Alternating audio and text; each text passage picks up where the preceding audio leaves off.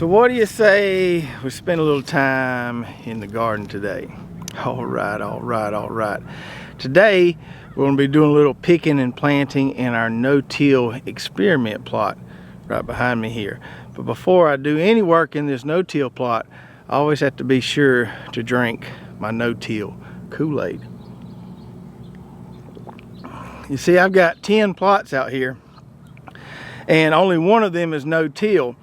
And a lot of times I get confused. I'll be out here working in all the other 9 plots, doing things a certain way, and then I'll come to work in this plot and I got to completely kind of change my mindset, the way I do things, the tools I use, everything.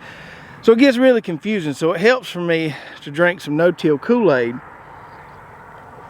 so I can kind of get in the right mindset to work in this one particular plot right here. Now I will say, you got to be real careful with this stuff. It can be dangerous if you consume too much.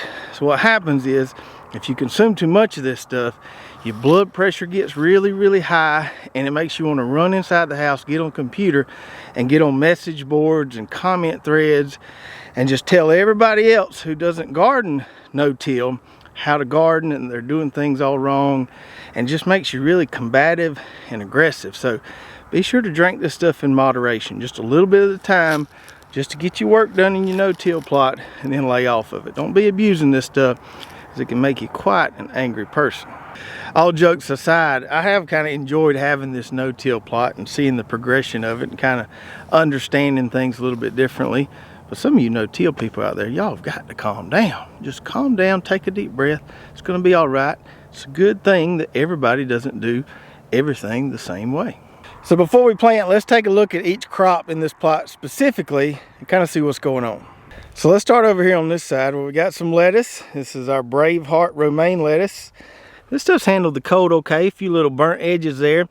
Starting to form kind of a heart or a head there. We'll probably be picking some of this pretty soon. And down here we've got some of this deer tongue lettuce. It hasn't handled the cold quite as well as the other varieties have. You can see we lost 1 or 2 there. Well, some of this is still doing okay, and definitely plenty of harvestable leaves right there. Back up a little bit, we've got our 2 rows of cauliflower here, and it's been doing all right in the cold. No heads yet that I can tell. It's kind of wrapping up there in the middle, but no definite head formation yet on any of these varieties. The purple, the Flame Star, or both of the white varieties we have planted here, Twister and Minuteman. Now the broccoli, we're starting to get some heads on the broccoli. Let me show you right here. So we can see right there. The camera will focus in there. There we go. Starting to get some little heads on that. Not ready to harvest yet, but we got something there. Now if we were to get a real cold spell and some frost coming in here, I'd have to go ahead and cut these guys small like this, because the frost will damage that right there. But we're gonna let it keep going right up until it gets big enough to harvest, or before we get another freeze, and then we'll grab those. And then our cabbage trials here, kind of the same thing as when I showed you this the last time. The bobcat cabbage there and that cheers at the end of that 1 row there are looking the best. They're not the earliest varieties. That early Dutch, and then this stonehead right here is going to be the first ones to harvest, and we may get a couple of those here in a minute. Red cabbage still looking pretty good. No real, well, there's a little bit of a semblance of a head forming right there on that guy. I don't know if you can see it, it's kind of shaded. Starting to get a little bit of a wrapping going on there, but still a little ways to go on those guys. Still got a little bit of Cherokee lettuce right here. This stuff just holds so well. And a few more heads of that to harvest, but it's holding so good, no need to be in a hurry to get it out of here. Just cut a stalk of it here and there, a head of it, as we need it. So after looking at all those, let me give you kind of my early thoughts on this whole no-till situation right here. Just this situation, not no-till in general, not a blanket statement over every no-till garden out there, but just this situation right here. So when we first started this, we had that cover crop of iron clay peas in there. We mowed it down. We came in, put a pretty thick layer of compost on top, and planted right into that. And initially when we put these transplants in the ground, everything was looking awesome. And I attributed that to the nitrogen that was in the ground from that iron clay pea cover crop. And this compost is pretty good stuff. However, as things have progressed and we weren't giving any synthetic fertilizer to this stuff, they've kind of slowed down, and then now they're not performing as well as I would normally expect them to do, doing things the traditional way where I'm injecting some synthetic fertilizer through the drip system. We don't have drip in here. We've just been overhead water, and I have gave them a little fish emulsion through the overhead sprinkler, but no synthetic fertilizers whatsoever. So just completely organic here. So everything started out looking really good, and then they kind of just burned through that nutrient supply in the soil, I believe, and they just kind of slowed down. And several of the things in here, especially the cabbage, I can tell are not going to get as big as I normally grow cabbage. Now we've still got plenty of good food to eat here, but the cabbage is a little disappointing because I usually grow heads of cabbage about that size, and this year I'm going to be growing heads of cabbage about that size. And if you recall back to the first video I did on this when I was explaining my methodology here, or the point of this whole experiment, I wasn't comparing weed pressure with no-till and tilling, because our weed pressure is not really bad in any of these small plots out here.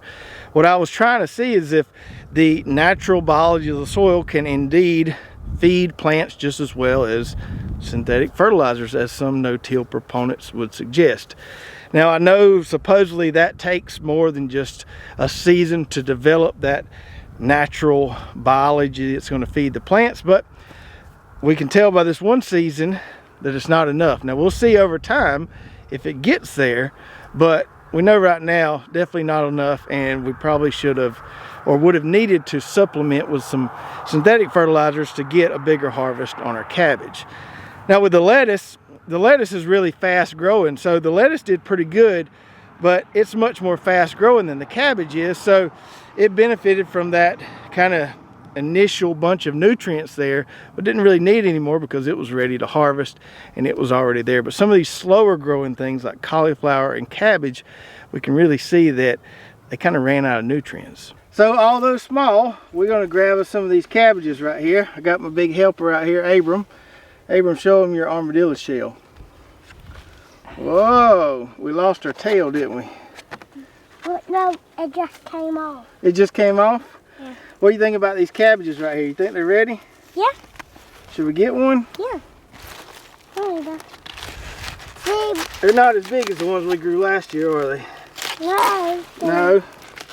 I think they'll be all right, don't you? Yeah, Dad. Of course. You like those things all right. You want to hold that one? Yeah. See if we can find us another one here.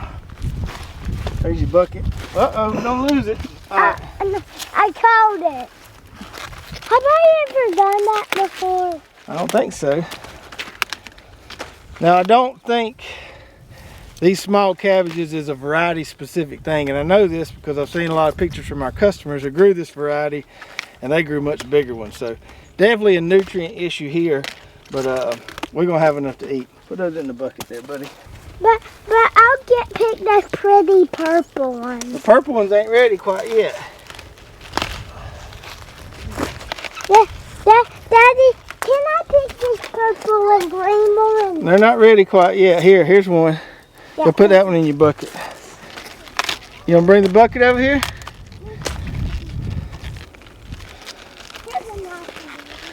Well, don't pull it all the way up. No, Ty. Dad, Come here. that was just an accident. Here, Ty. Thank you. Show Mama what you got. Bigger. So we have a little lesson here. Bubby just had to pull up the whole thing, so trim that one off. Good job, Dad. Thanks, Dad. How many more you think we need? 2, 3, 4, 5, 6, 7. Whoa, that's gonna be too many. How about let's get 2 more? I think 10. 10? Oh, don't pull it up. Don't pull it up. Here's that one. Let Daddy cut it. You ready? Yeah. Okay. Whoa! Whoa! Show Mama. Giant one. All right, I think that's enough. No. Oh wait, how many you got, Tata? 2, 3, 4, 5, 7. 2, 3, 4, 5, 6, 7? Yeah. Okay. So we got us a little mess here of mini cabbages, or what my dad would call personal size cabbages. But they'll be pretty tasty to eat there. Now it's time for some planting.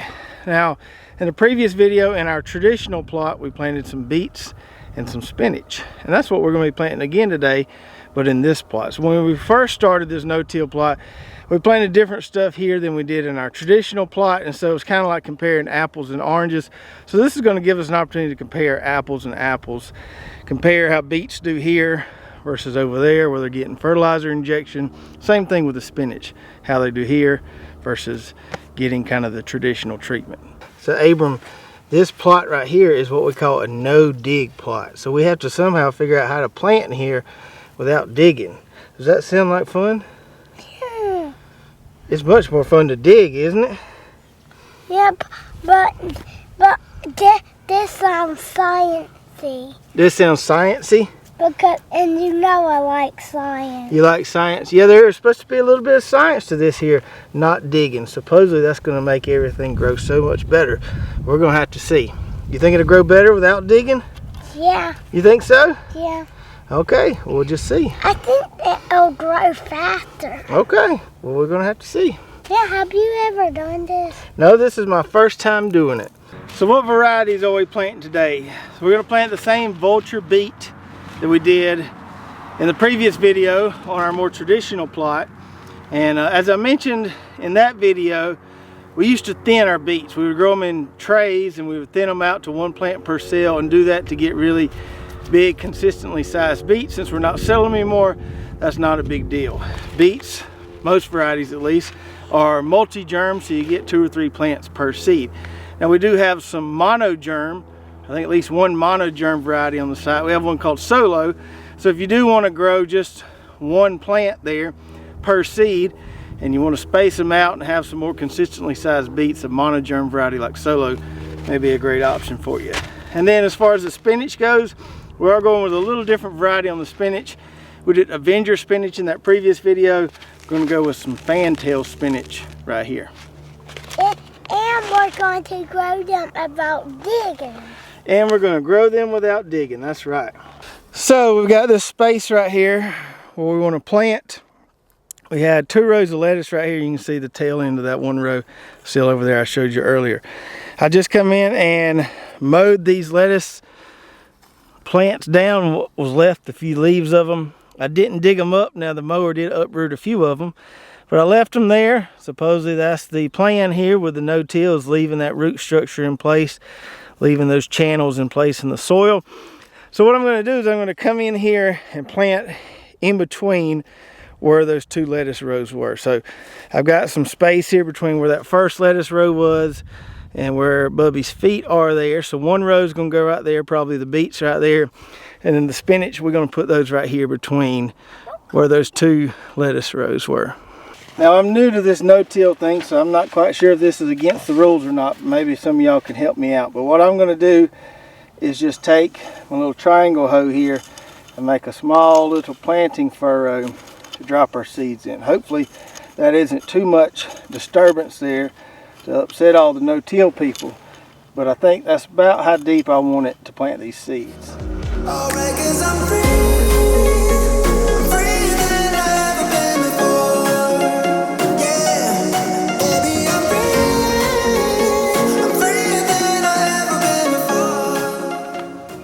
Back just to here. Talking about in your video. Yeah, that's what I was talking about in my video. So we're going to take it and we're just going to sprinkle it kind of thick, just like that. That one.